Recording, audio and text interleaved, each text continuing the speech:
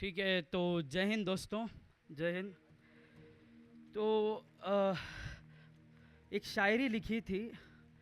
मतलब ये रंग, जो देश का रंग है, उस पर बहुत फ़क्र होता है, हम सबको बहुत फ़क्र होता है। तो एक शायरी उस से लिखी थी कि ए वतन तेरी ज़मीन चूम के हम सर उठाते हैं, ए वतन तेरी ज़मीन चूम के हम सर उठाते हैं, तेरी खाक पे मरकर भी हम तेरे ही गीत गुनगुनाते हैं। तेरा परचम मेरी आन, तेरा परचम मेरी शान, तेरा परचम मेरी आन, तेरा परचम मेरी शान, तुझ पे कुर्बान मेरी जान, मेरी जान, मेरी जान। तो एक कुरान, बाइबल, गीता और हर एक भगवानों की किताबों में एक चीज़ बहुत कॉमन है कि माँ का कर्ज़ कोई अदा नहीं कर सकता, क्योंकि माँ की गोदी में हम लोग झूले हैं, माँ के आंचल में हम सब को छुपाया है। वही उसी तरह तो ये देश भी हमारी एक भारत माँ ही तो है। तो उस हिसाब से लिखा था कि देश का कर्ज़ कोई अदा नहीं कर सकता। तो उस हिसाब से लिखा था कि तेरी मिट्टी का कर्ज़ मेरी रूह से उतारना मुश्किल है, तेरी मिट्टी का कर्ज़ मेरी रूह से उतारना मुश्किल है, तेरे परचम का रंग मेरे खून से बिखराना मुश्किल है। ए वतन तेरी हिफाजत मेरी इबादत बन जाए, ए वतन तेरी हिफाजत मेरी इबादत बन जाए, मेरी हर एक सांस तेरे नाम की शम्मा जलाए, मेरी हर एक सांस तेरे नाम की शम्मा जलाए।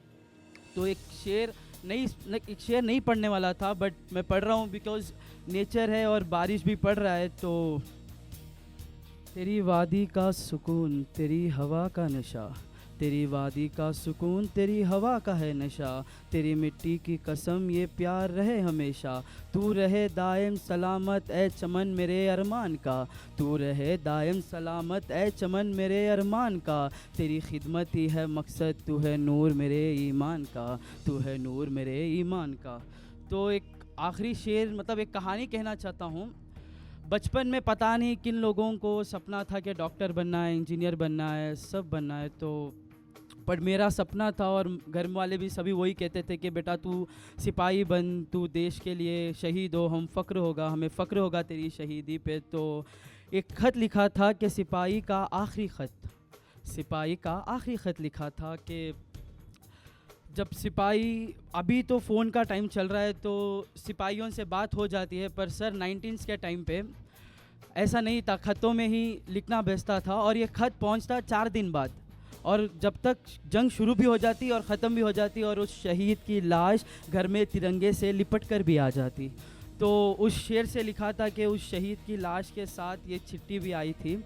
तो उस शेर लिखा, तो कहानी लिखी थी कि माँ मैं ज़रूर लौट आऊँगा, बहन इस साल राखी पक्का बनवाऊँगा, बाबा मैं आपके गले मिलूँगा, बाबा मैं आपसे गले मिलूँगा, और मेरी दिलरुबा तुझे नई ज़िंदगी का वादा दूँगा। और एक बार कहूँगा कि माँ मैं ज़रूर लौट आऊँगा, बहन इस साल राखी पक्का बनवाऊँगा, बाबा मैं आपसे गले मिलूँगा, और मेरी दिलरुबा तुझे नई ज़िंदगी का वादा दूँगा।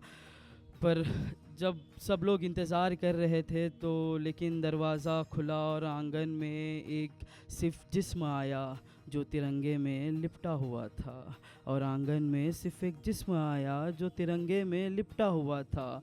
जिस्म देखकर माँ चीख कर गिर गई, बहन की राखी अधूरी रह गई, बाबा के गले लगने का सपना मिट्टी में मिल गया, और दिलरुबा का मंगलसूत्र बस आंसू के साए में चलता रहा, और वो आखिरी ख़त जो था वो खून में भीग कर अधूरा ही रह गया, अधूरा ही रह गया।